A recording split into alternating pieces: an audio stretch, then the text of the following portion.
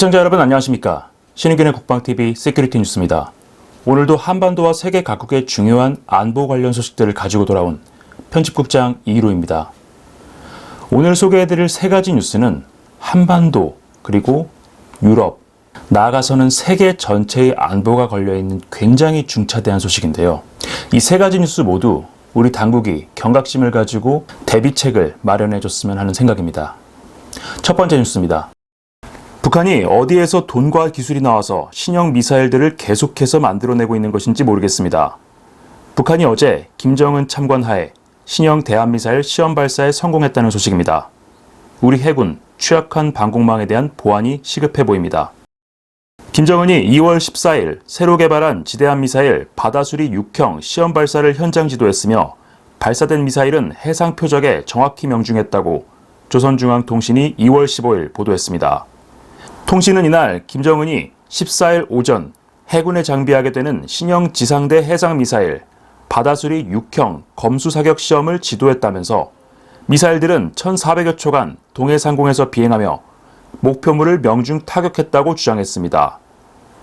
김정은은 신형 미사일 발사 실험에 커다란 만족감을 표하고 동해와 서해 함대, 해안 미사일 병대대 전투편제 개편안에 대해 중요 결론을 하달했습니다. 그는 조선 서해에 몇 개의 선이 존재하는지는 중요하지 않으며 또한 시비를 가릴 필요가 없다.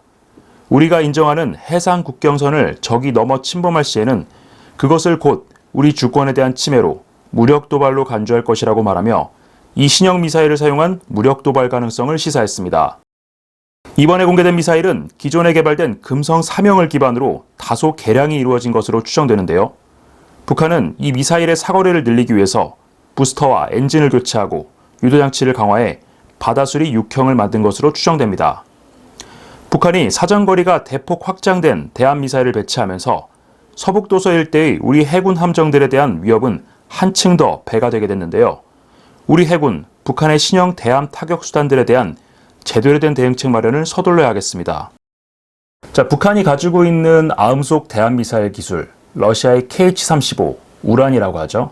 이 미사일 기술을 가지고 개발된 금성 3형 미사일이 있고요. 이것을 기반으로 해서 부스터 그리고 로켓 모터를 조금 손을 본 것이 이번에 공개된 바다수리 6형으로 보입니다. 이번에 북한이 공개한 사진을 보면은 미사일의 형상에 미세한 변화가 있습니다.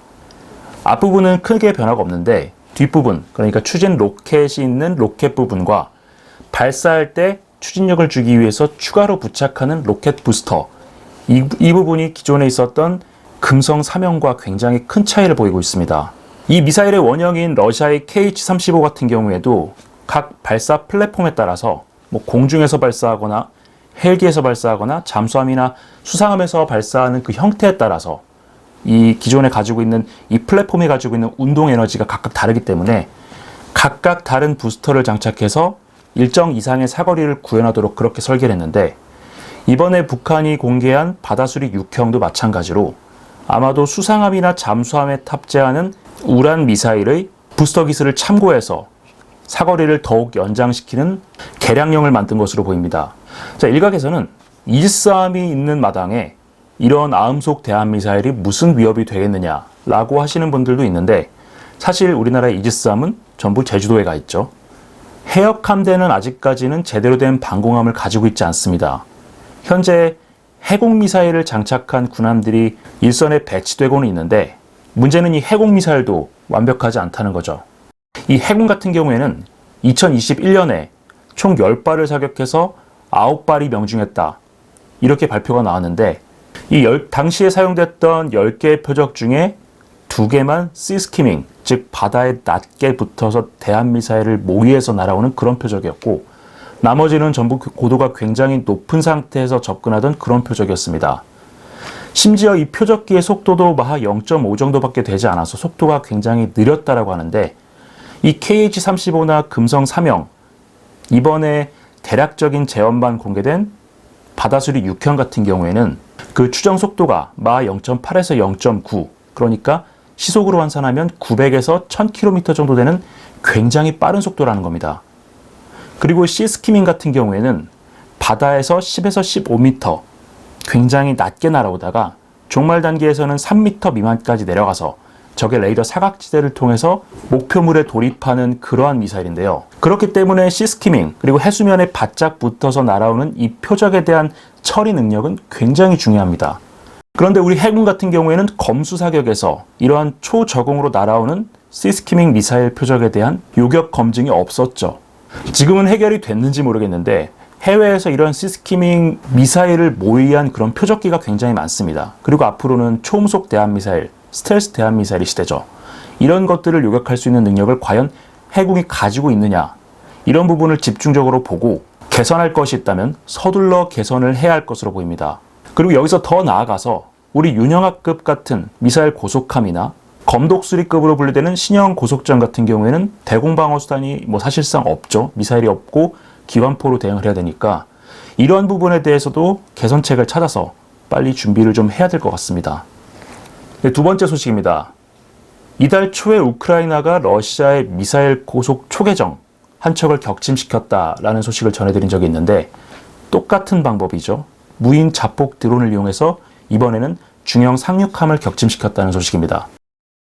어제 우크라이나가 크림반도 인근에서 자폭형 무인 수상정을 사용해 러시아 상륙함을 격침시키는 데 성공했습니다.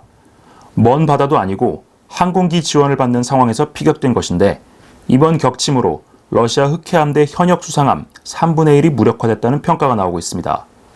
우크라이나 군사정보국이 자국산 마구라 V5 자폭 드론을 이용해 크림반도 인근 해역에서 러시아 상륙함 세자르쿠니코프를 격침시켰다고 현지 시각 2월 14일 밝혔습니다.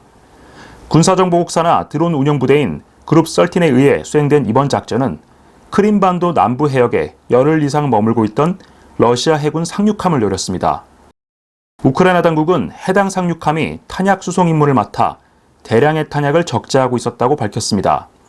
격침된 함정은 러시아 해군 프로젝트 775 로프차급 전차 상륙함인데요.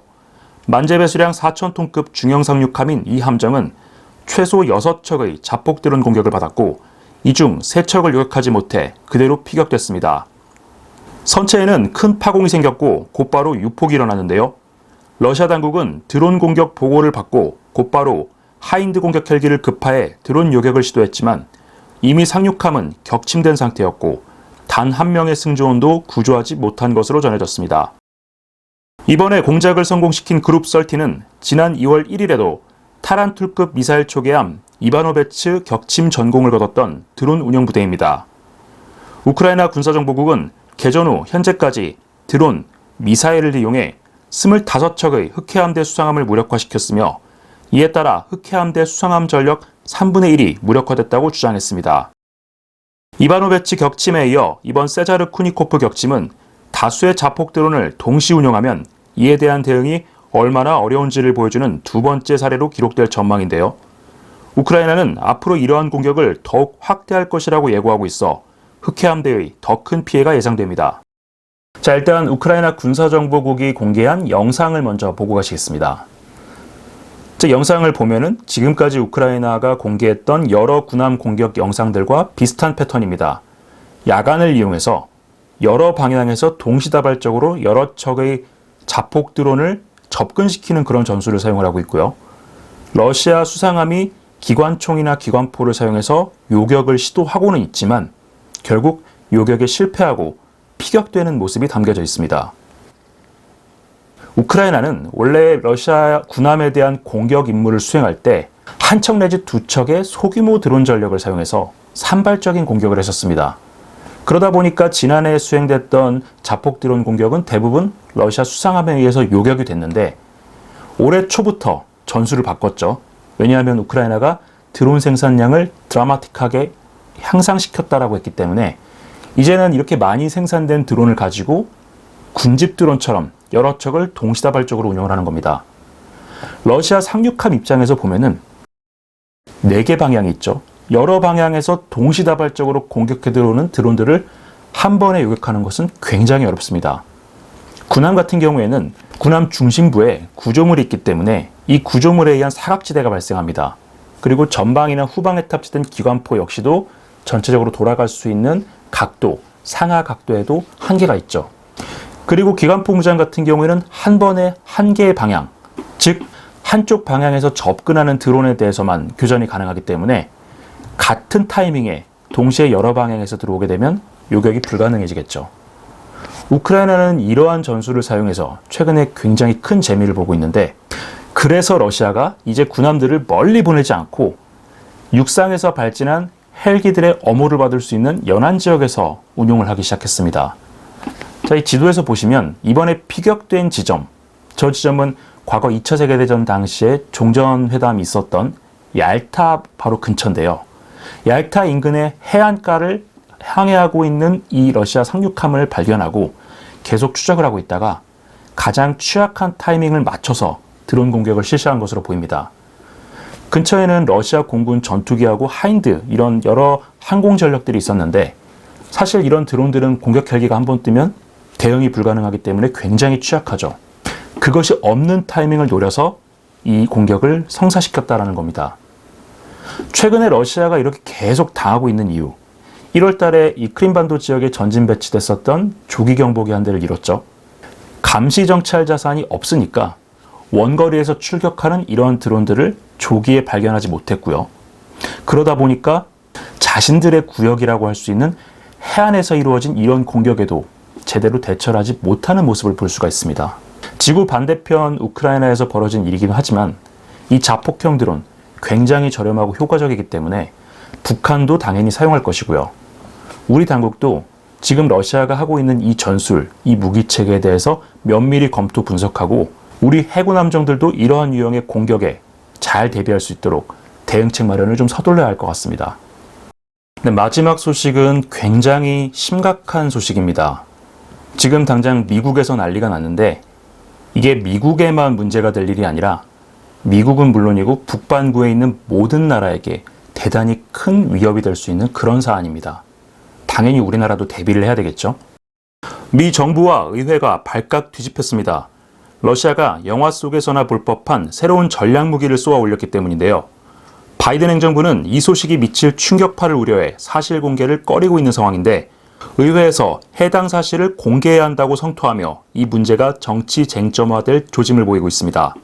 현재 미국은 대단히 심각한 안보 위협에 직면해 있으며 이 국가 안보 위협에 대한 정보를 일반에 공개해 대책을 마련해야 한다고 마이크 터너 미 하원 정보위원장이 현지 시각 2월 14일 밝혔습니다. 터너 의원은 14일 성명을 내고 오늘 정보위원회는 대단히 심각한 국가안보 위협에 관한 정보를 모든 의원이 열람할 수 있도록 했다면서 바이든 대통령은 이번 위협과 관련된 모든 정보를 기밀해제해 공개해야 한다고 공식 요청했습니다. 그는 의회, 행정부, 동맹국들이 이번 위협에 대응해 필요한 조치를 공개적으로 논의할 수 있어야 한다면서 당장 의회와 행정부의 긴급회의 소집을 요청했습니다.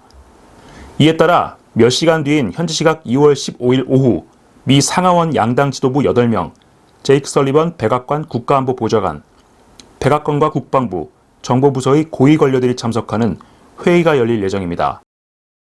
터너 의원은 이 심각한 국가안보 위협이 무엇이라고 구체적으로 언급하진 않았지만 NBC와 CNN 등 현지 매체들은 이 위협이 러시아와 관련된 것이라고 전하고 있는데요. ABC는 러시아가 우주에 핵무기를 배치하려 한다면서 인공위성을 파괴하기 위한 핵무기라고 소개했습니다. 우주에 배치된 핵무기, 그것도 인공위성을 파괴하기 위한 핵무기라면 이는 단순히 위성 그 자체만 영향을 미치는 것이 아니라 지구 전체에 재앙에 가까운 파멸적 피해를 입힐 수 있는데요. 터너 의원의 주장대로 미국은 당장 그 위협이 어떤 것인지를 공개하고 동맹국들과 그 대책을 논의해야 하겠습니다. 자, 일단은 미 하원 정보위원회에서 이야기가 나왔는데 지금 미국에서는 별의별 이야기가 다 나오고 있습니다. 외계인이 착륙한다, 운석이 충돌한다, 온갖 종류의 이야기들이 나오고 있는데, 일단 공화당이 맡고 있는 정보위원장은 이 정보를 공개해야 된다라는 입장인데, 같은 당의 또 다른 의원은 지금 이것이 기밀 해제를 논의할 단계가 아니다, 이것으로 인해서 패닉에 빠져서는 안 된다, 굉장히 의미심장한 말들을 하고 있습니다. 자, 그런데 이와 관련해서 미국의 CNN, ABC 뉴스가 복수의 미 정보 당국자들을 인용해서 몇 가지 힌트를 줬습니다. 러시아와 관련된 것이고, 우주 배치 핵무기와 관련된 것이고, 또 위성을 겨냥한 것이다, 이런 단편 정보들이었는데요. 우주에 배치되고 핵무기고 위성을 공격한다, 이 세 가지 정보를 가지고 추론을 해보면 러시아가 우주에서 정확히는 400에서 600km 정도 구간대, 그러니까 인공위성들이 굉장히 많이 위치한 그런 구간인데 그 공간에서 핵무기를 폭발시켜서 혹은 강력한 EMP 무기를 폭발시켜서 위성을 무력화하는 그런 작업을 하고 있는 것이 아닌가 싶습니다. 자, 미국이 우주군을 만들었죠. 그리고 대량의 위성을 보내서 지구 전체를 뒤덮으려고 하는 블랙잭 프로그램도 진행을 하고 있습니다. 현재 정찰위성이나 통신위성 숫자도 러시아나 중국 같은 경쟁국들을 압도하는데 러시아가 이 절대적인 우위에 있는 미국의 우주력, 이것을 단기간에 따라잡는 방법은 한 가지밖에 없습니다. 미국의 위성들을 전부 무력화시켜서 서로 못 쓰게 만드는 그것뿐이죠. 자, 그러면은 우주에서 핵무기를 폭발시켜서 이 공중에 있는 위성들을 전부 다 파괴하는 것이냐? 그건 아닙니다. 핵무기 같은 경우에는 지상에서 폭발할 경우에 그 엄청난 충격파, 열, 이 에너지를 외부로 전달하고 확산시켜 줄 수 있는 대기, 지면, 이런 내질들이 있죠. 그런데 우주에서는 그런 것들이 굉장히 희박하죠. 일단 400에서 500km 정도 고도에는 아주 희박하게나마 어느 정도 대기가 존재할 수 있지만은 지상에 비해서는 굉장히 미미합니다.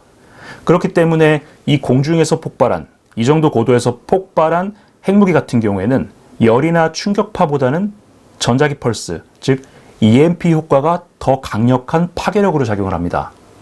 자, 이 사진을 보시면 1962년에 미국이 스타피쉬 프로그램이라고 하는 정말 정신나간 실험을 한번 한 적이 있었습니다.